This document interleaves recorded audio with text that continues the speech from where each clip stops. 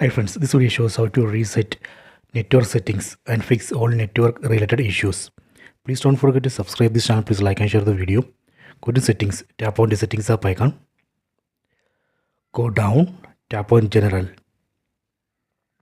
Go down, go to transfer or reset iPhone. Tap on reset.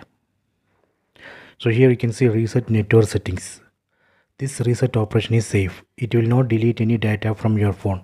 It will not delete your photos, videos, contacts, apps, anything. It just reset only the network settings. So let me tap on reset network settings. Then enter screen lock password.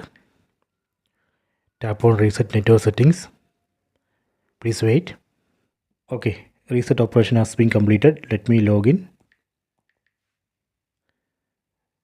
After this reset operation, we can check network should work. So this way we can reset network settings and fix all network related issues. I hope you have enjoyed this video. Please subscribe this channel. Please like and share the video.